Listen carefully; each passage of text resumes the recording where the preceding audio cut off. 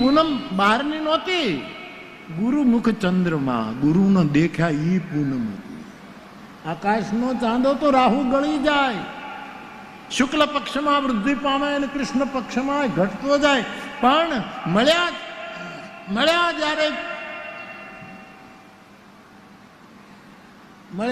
જ્યારે ફૂલગરજી સ્વામી ગુરુમુખ ચંદ્રમાં ઈ જ્યારે મને ને શું છે, આ બેન ને શું કામ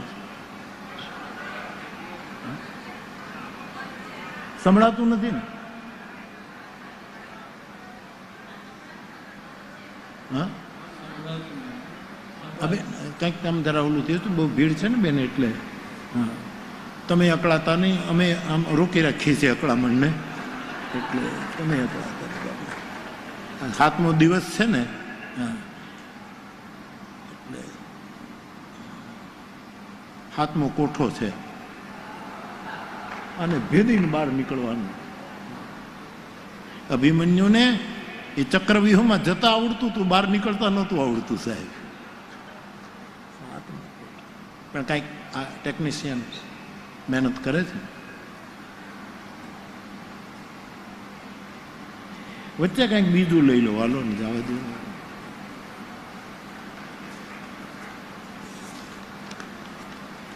હું તમારી પાસે એક, મને 2 લીટી આવડતી એટલે ગાયા કરતો, તમને યાદ છે કે સાધુ ભેખને નિંદે એને ધીક છે ને બાબુ. એ આખું ભજન મને નથી આવડતું, પણ મેં ક્યારેક સાંભળ્યું છે આ સંતો પાસે, મહાપુરુષો પાસે ભજની. સાધુ ભેખને નિંદે એને ધીક છે. એ પથ્થર માતાજીને પેટ છે, એ તો પાણો જન્મ્યો છે જે સાધુ ભેખને નિંદે. પણ એમાં તો નિષેધ જેવું છે. આ વિષેધાત્મક એક પદ મને મોકલવાનું આવ્યું છે, એમાં બહુ સારો ભાવ છે, એટલે વચ્ચે વચ્ચે આ બધું હરખું થાય ત્યાં સુધી. સાધુ ભેખને વંદે એને ધન્ય છે. સાધુ ભેખને વંદે એને ધન્ય છે.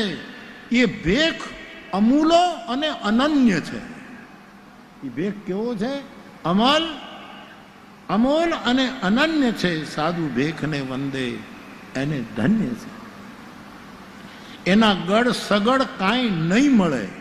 સાધુના ગળ સગળ નહીં મળે સાહેબ, ખબર નહીં પડે.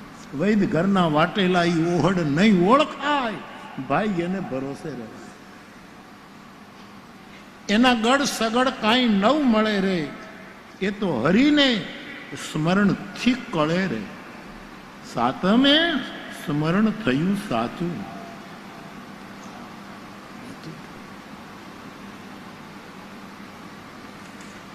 એ તો હરીને સ્મરણથી કળે.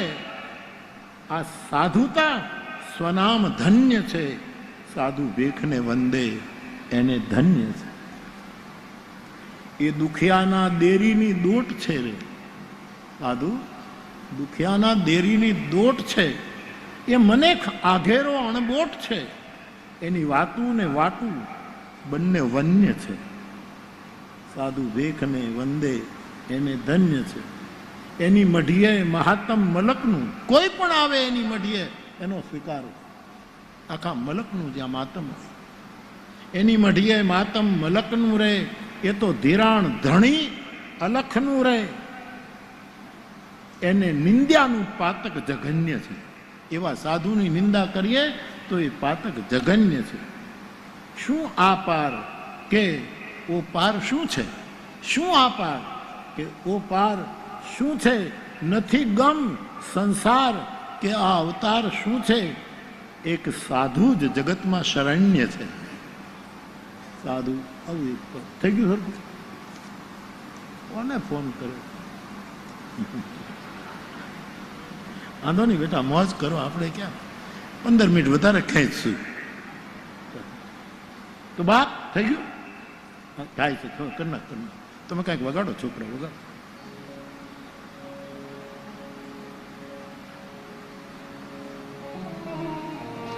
ભૈરવી કર, ભૈરવી.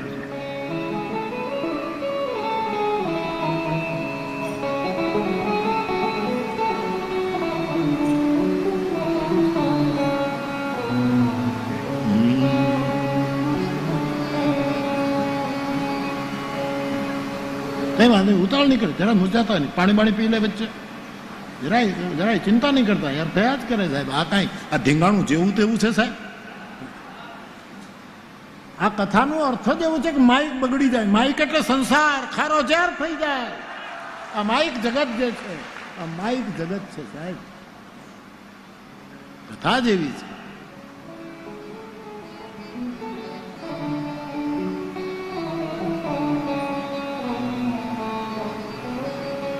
है उसी में प्यार की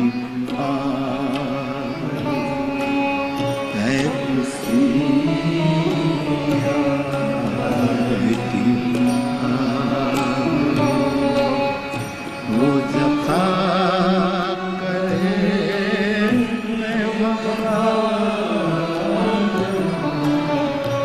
वो जफा करे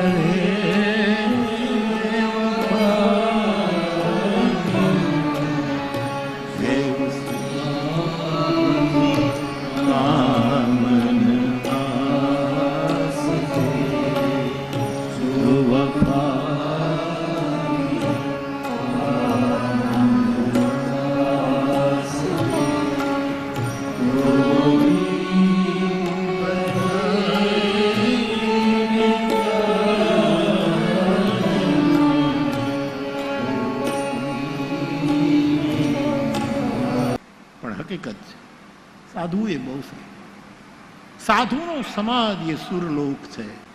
કોન સુને અસ, આવી સુરધેનુને કોણ ન સાંભળે, આવી સુરધનને કોણ ન સેવે, આવી રામકથા રૂપી સુરધેનુને કોણ ન સ્વીકારે. એવી કથા આપણે ત્યાં ગોંડલમાં મંડાણી છે. અનેક પ્રકારે 27 પ્રકારે તુલસીદાસજીએ રામકથાનું ઇન્ટરપ્રિટેશન કર્યું છે કે રામકથા 27 પ્રકારની. આ એક અર્થઘટન, આ એક અર્થઘટન, આ એક અર્થઘટન, આવા 27 વિભાગો રામકથાના બતાવે છે. ભજન શબ્દ, આ બધા નીતિનભાઈ માર્ક કરે, મને ભજન શબ્દ બહુ પ્રિય. આપણે કરી શકીએ કે ન કરી શકીએ એ વાત છોડી દો, પણ ભજન શબ્દ જ મને પવિત્ર કરે. ખાલી બોલીએ ત્યાં પવિત્ર ભજન મને બહુ પ્રિય શબ્દ. રામચરિતમાનસમાં ભજન શબ્દ લગભગ મારા અંદાજ પ્રમાણે 24 વખત આવ્યો છે. ભૂલચૂક લેવી દેવી ભાઈ. આમાં તો ગોથું ખાઈ જવાય, આપણને ખબર ન પડે આમાં. પણ ભજન શબ્દ નીતિનભાઈ ઓલરેડી સાધુ શબ્દ, ભજન શબ્દ, રામ શબ્દ, બ્રહ્મ, એની તો વાત જ શું કરું સાહેબ. સહજ શબ્દ, સ્વીકાર શબ્દ, સહન કરવું એ શબ્દ, આ બધા મારા માટે નાનકડી એવી ડાયરીના શબ્દો છે સાહેબ. મને એને જો કાંઈ મારે ખિસ્સો નથી, પહેલાં રાખતો હતો ખિસ્સો, બુસ્કોટ પહેરતો હતો ત્યારે, પણ એ મારે એ ડાયરી રાખવી ને તો આ ખિસ્સામાં રાખવું. 2 ખિસ્સા હતા આખી, કારણ કે અહીંયા હૃદય છે, અહીંયા દિલ છે, અહીંયા અમુક શબ્દ બ્રહ્મ, એમાંનું એક ભજન. અને મારે આપને ક્યારેક એવી વાતો માંડવી છે કે જેમ ભગવાનના 14 અવતાર, 24 અવતાર, એમ ભજનના પણ 24 અવતાર. એક પંક્તિ માનસની. એ ભજન વિશે શું કહે છે, ભજન કોને કહેવાય, અને આજે કેવો રૂડો છે કે કોઈ પણ ભજનિક મંચ ઉપર આવી અને સંતવાણીને ભજન રજૂ, હજારો લોકો સાંભળવા ભેગા, લોક સાહિત્યના ડાયરાઓ, હજારો લોકો સાંભળવા ભેગા થાય. આ ભગવાનની કૃપા છે સાહેબ, પ્રભુની કૃપા. સફળ પ્રયોગ છે, ફલિત થયેલો પ્રયોગ છે. 24 લગભગ 24 તું ગણી લેજે ને બેટા, ક્યાંક કાઢજે ને, મને મદદ કરજે તું. 23 સુધી તો કદાચ છે જ, પણ એક શબ્દ ઈશ ભજનનું સારથી સુજાનંદ, એક શાયદ તૂટે છે, કદાચ 24 થાય. અને મારી દ્રષ્ટિએ ભગવાનના 24 અવતાર એમ ભજનની દેવતાના 24 અવતાર. આ કળિયુગ છે ને, એ કળિયુગ નથી આ સાહેબ, આ કથા યુગ છે, આ ભજનનો યુગ છે, આ જીવન જીવવાનો યુગ છે. સતયુગ છે ને, મંત્ર યુગ છે, એમાં મંત્રોની બોલબાલા છે, વેદોની ધમધમાટી બોલે. સતયુગ એ મંત્ર યુગ છે. અને ત્રેતાયુગ લોકતંત્રનો યુગ છે. ત્રેતા જેવું લોકતંત્ર ક્યાંય નથી આવ્યું.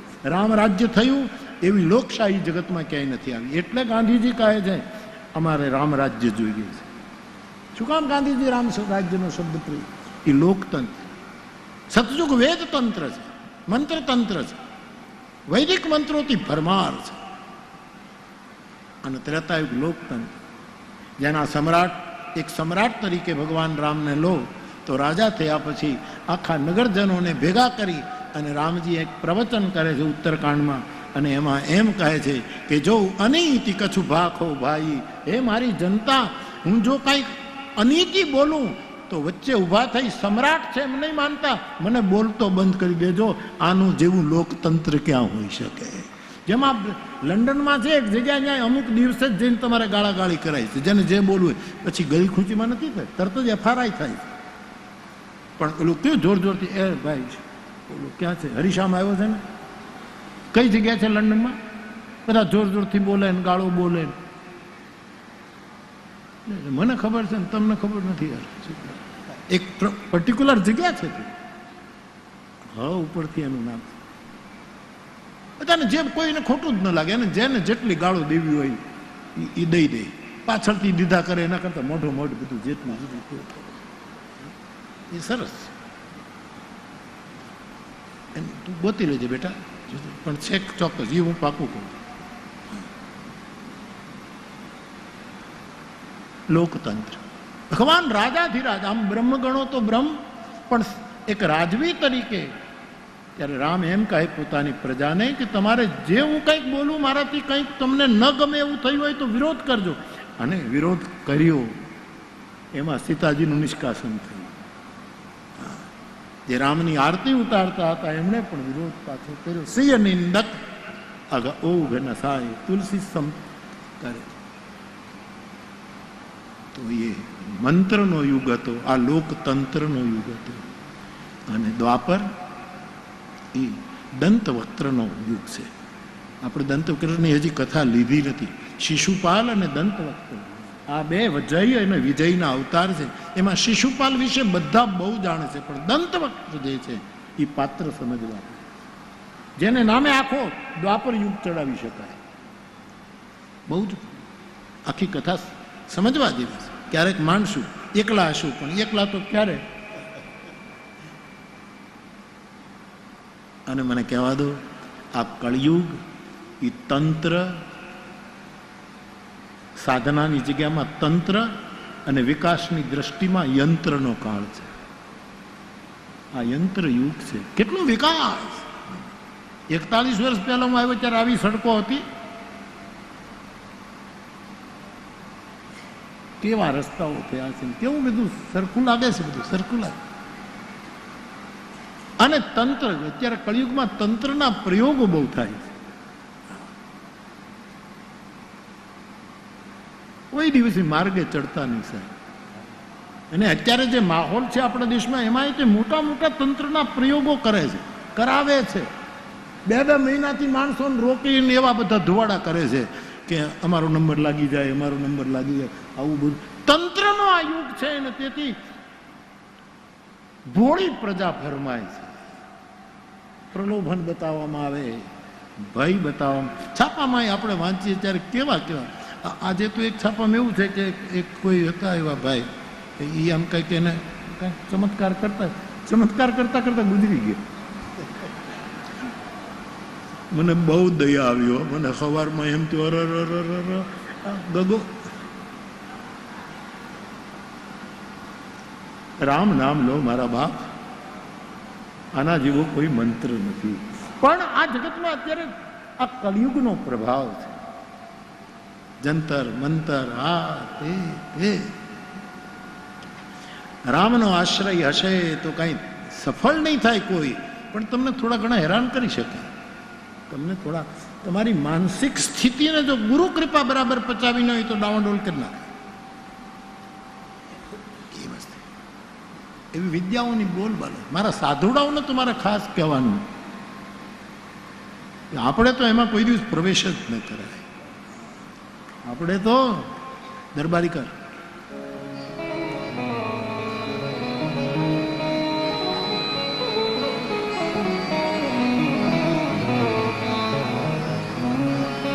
શ્રી રામ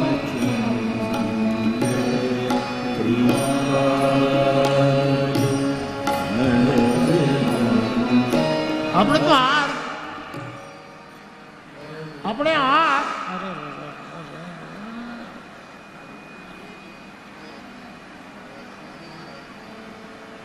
શ્રી રામ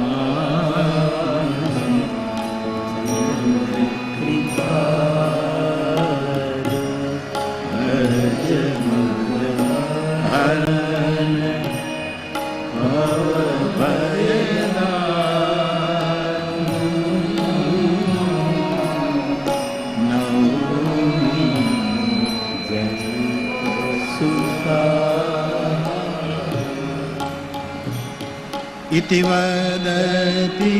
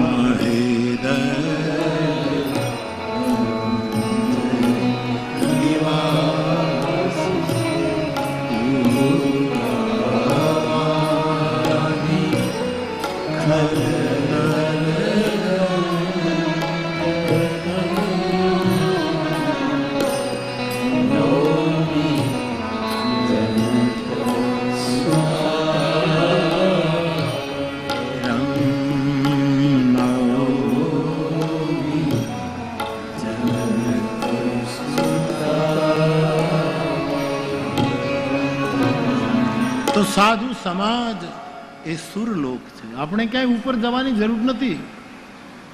સાધુઓનો સંગ કરીએ સુરલોકમાં આપણો નિવાસ છે. અને એમાં રામકથાની, ભારતીય શાસ્ત્રોની જે કોઈ દિવ્ય ગ્રંથો હોય એનો સંવાદ ચાલતો હોય તો એ કામદુર્ગા ગાય છે, એને દરેક રીતે આપણે સેવીએ.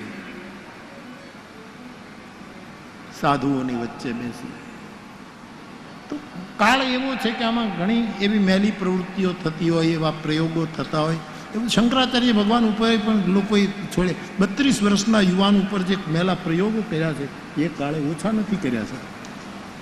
એ તો શંકરમ શંકરાચાર્યમ કેશવમ બાદરાયણમ.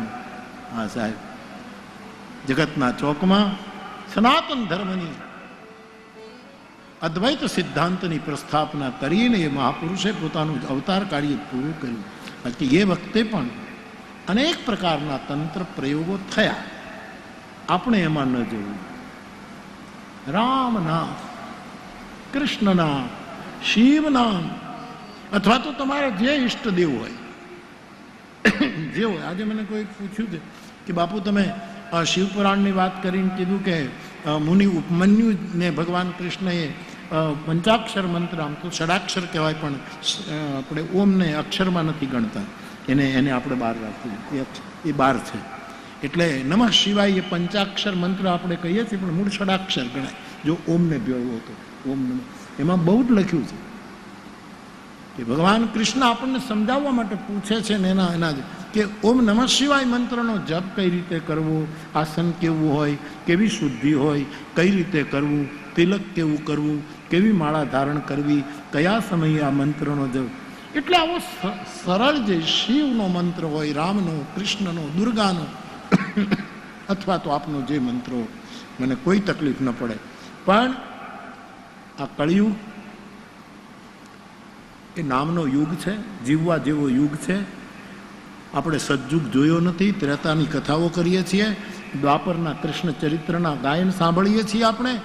આપણે રૂબરૂ તો થયા છીએ કળિયુગમાં. જો અત્યારે આટલો આનંદ હોય તો તુલસીદાસજીને લખવું પડ્યું કલયુગ સમજુગ આન નહીં. કળિયુગ જેવો બીજો કોઈ યુગ નથી જો માણસને ભરોસો આવે તો.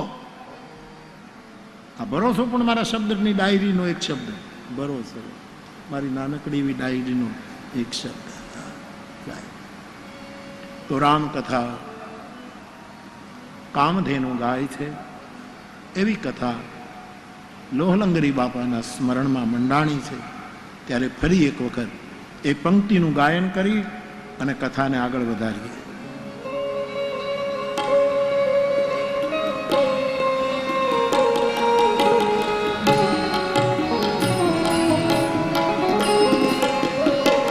એક મિનિટ, એક ભાઈનો પ્રશ્ન છે.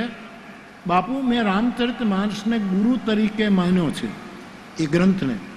મને મારા જીવનની બધી મુશ્કેલી, મૂંઝવણ અને અસમંજસનો જવાબ માનસ આપે છે. એટલે મેં વ્યાસપીઠની પ્રેરણાથી પોથીને જ ગુરુ માન્યા છે. બહુ સારું કામ કર્યું બાપ, તને પગે લાગુ. તે ગ્રંથને ગુરુ બનાવ્યો, એ બહુ સારું કામ કર્યું. માણસનું કાંઈ ઠેકાણું નહીં સાહેબ. અમારા જયંત બાપા પાઠકે લખી ગયા, દડ દડ દડ દડ દડી પડે ભાઈ માણસ છે. માણસ ક્યારે દડી પડે? જયંત પાઠક, રમણ બાપાના ભાઈ. દડ દડ દડ દડ દડી પડે ભાઈ માણસ છે, અને હસતા હસતા રડી પડે ભાઈ માણસ છે. રમતા રમતા લડી પડે ભાઈ માણસ છે, અને દડ દડ દડ દડ દડી પડે ભાઈ માણસ. માણસ વ્યક્તિ નહીં. ગુરુ નાનકજીએ 10 ગુરુ સુધી આ પ્રયોગ કર્યો કે વ્યક્તિ ગુરુ, વ્યક્તિ ગુરુ, વ્યક્તિ ગુરુ હોઈ શકે, પણ ખાલી વ્યક્તિ ન હોય, આખું અસ્તિત્વ હોય. ઓહો, નદીઓ જેને ઉર સંભાળી અને સાયર જળ ગંભીર, જગમાં એનું નામ ફકીર. હો નદીઓ નિંદા અને સ્તુતિને પોતાના ઉદરમાં સંભાળી અને કોઈ દી છલકાઈ નહીં, એનું નામ ફકીર. જેની મેરું સરખી ધીર, જગમાં એનું નામ ફકીર. એવા કોઈ સાધુ મને તમને મળી. બાકી નહીતર ગ્રંથને મને બહુ ગમ્યું. આ મને ગમતી વાત, રામચરિતમાનસને ગુરુ માની લીધું. અને એ છે આવું રામાયણમાં લખ્યું છે. સદગુરુ જ્ઞાન બિરાગ જો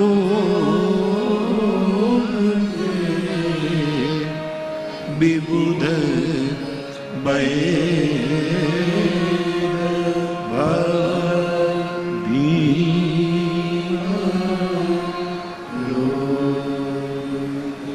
જ્ઞાન અને વૈરાગ્યનો આ સદગુરુ છે. તો ગ્રંથને ગુરુ માનો, દક્ષિણા ન માંગે. આ ગુરુ કોઈ દક્ષિણા ન માંગે. એ પરાણે તમને ત્યાં પધરામણી ન કરે કે અમારે આવું જ છે. કાંઈ નહીં, બધા જ અમુક વ્યાયામો બંધ થઈ જાય એવું આગળ. અને નાનક દેવે આ પરંપરા કરી. 10 ગુરુઓ સુધી પૂજ્યા. પછી કીધું કે આવતો કળી પ્રભાવ, એમાં વ્યક્તિ ક્યારે પેલો થાય કંઈ કહેવાય ખબર ન પડે. એટલા માટે હવે આ ગ્રંથને જ ગુરુ બનાવી દીધો. અને ગુરુ ગ્રંથ સાહેબ, જેમાં કબીરને લીધા, જેમાં ફરીદને લીધા, બધાને ભેગા કર્યા છે. બધા વિવિધ ક્ષેત્રના મહાપુરુષોની વાણીનો સંગ્રહ. એટલે જેણે આ કીધું છે, હું રાજી થાઉં છું બાપ કે ગીતાને ગુરુ માની લો, ભાગવતને ગુરુ માની લો, રામાયણને માની લો, અથવા જે તમારો ગ્રંથ હોય એ ગુરુ ગ્રંથ છે. અને ફરી એક વખત કરું, પહોંચેલો બુદ્ધ પુરુષ એ હાલતો ચાલતો ગ્રંથ નથી તો બીજું શું છે સાહેબ? એ હાલતો ચાલતો ગ્રંથ જ છે, બુદ્ધ પુરુષ. એટલે અનુભાઈ હરિયાણીએ પદ લખ્યું, સંતો ચાલતા ચાલતા સરળ સદગ્રંથ છે. પાછા એ કેવા આપણી પ્રાચીન વાણીઓમાં કેટલી સરળતાથી માનું દૂધ પીવડાવે એવી વાતો કરી, અને ગહનમાં ગહન છતાં એવી રીતે હાલતા ચાલતા સરળ સદગ્રંથ છે. કોશો તો એમ કહેતા કે સદગુરુ સમસ્ત શાસ્ત્રોનો પુનરાવતાર છે. જગતના તમામ શાસ્ત્રોએ એક સાથે અવતાર લીધો હોય. ત્યારે કબીર આવે, ત્યારે નાનક આવે, ત્યારે જ્ઞાનેશ્વર આવે, ત્યારે મીરા આવે, ત્યારે સહજોબાઈ આવે. તો ગ્રંથને ગુરુ માનવું. પણ છતાંય આ કોઈ એવો ફકીર મળી જાય તો એનો આશ્રય લેવાય. પણ કળિયુગ છે સાહેબ, ગ્રંથમાં કોઈ રિસ્ક જ નહીં ને, આમાં કોઈ રિસ્ક જ નહીં. ગ્રંથને ગુરુમાંનો કાંઈ રિસ્ક જ નહીં સાહેબ. આપણે એને ન છેતરી શકીએ, એ આપણને ન છેતરે. બે બાજુ ફાયદો. આ નિર્ણય બહુ સારો જેણે કર્યું. બાપુ, રામચરિત માનસમાં અન્ન ક્ષેત્રનો મહિમા હોય તો કહો ને. છે તો બાપુ, રામચરિત માનસમાં અન્ન ક્ષેત્રનો મહિમા હોય તો કહો ને. છે, જો કહું. તુમ નિવેદ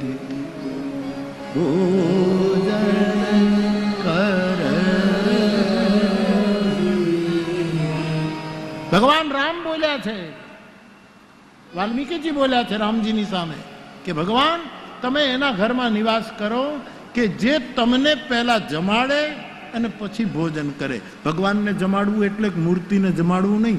સિંહ રામમય સબ જગજાની. આ જગત સીતા રામમય છે. જગતમાં કોઈ પણને પહેલો રોટલો આપીને ખાવું એ અન્ન ક્ષેત્રનો ઉલ્લેખ માનસમાં છે. તુમ હિ નિવેદિત. બીજો કાલે પ્રશ્ન પૂછવો હોય તો પૂછજો. મને અજવાળું થયું હોય છે એટલું બતાવીશ, નહીં તો ના પાડીશ કે આપણો હુજકો નથી પડતો, નથી રમતા આપણને કાંઈ બધી. પણ અન્ન ક્ષેત્ર છે. કેવલ રામની મૂર્તિને જ થાળ, એ તો આપણી શ્રદ્ધા છે, ચોક્કસ. કાલે અમે ક્યાં ગયા હતા? આપણે રાજકોટ ગયા હતા ને. એ ભૂલાઈ જાય છે કે રાજકોટ ગયા હતા. 5 કલાક પલ્લો કાપ્યો, આવ્યા 6 કલાકે પાછા આવ્યા ફરતા. એમાં મને ખેતસીએ મને કે બાપુ કાનદાસ બાપુએ ઠાકરની થાળી ગાઈ, વગાડું. છોકરાનો વિવેક મને ગમ્યું. એ ઠાકરની થાળી તો બાપુ એ ગાઈ નાખી, બહુ જૂની ગાયેલું રેકોર્ડિંગ હશે, સરસ. પધારો પલંગ ઢાળી આવી ઠાકરની થાળી, બહુ સરસ ગાય. ચાલો આગળ વધીએ. પણ એ પૂરું થયું તો આ ખેતસીએ એક સ્ટીલનો ડબ્બો કાઢ્યો. બાપુ હું થાળ લેતો આવ્યો છું, હવે આપણે ખાઈએ. મને એક તો આમે જરૂરી હતી, પણ એ ઠાકરની કોઈ પણને જમાડો એ ઈશ્વરને જમાડવા બરાબર છે.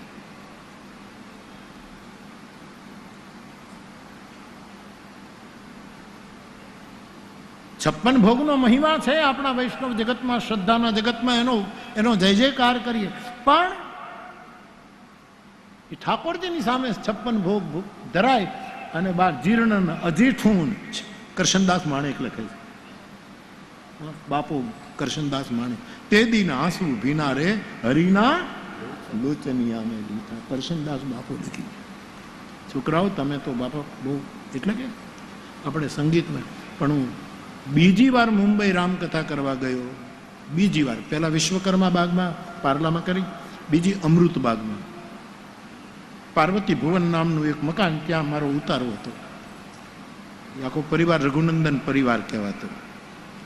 ત્યાં ઉતારો, સામે જ અમૃતબાગ. એમાં અમૃતબાગમાં કેટલી જગ્યા? આનાથી અડધી જગ્યા. એમાં મારી વ્યાસપીઠને 100-150 માણસો બેસે, સંગીત બંગીતનું. એમાં કરશનદાસ માણેક બાપાને ઉદ્ઘાટન કરવા, આ વર્ષો પહેલાની વાત છે, અને 50 વર્ષ થયા. અને દાદાની કવિતા મેં ભણાવેલી ને ભણ્યો પણ કરશનદાસ માણેકને, જ્યારે ટીચર હતો ત્યારે.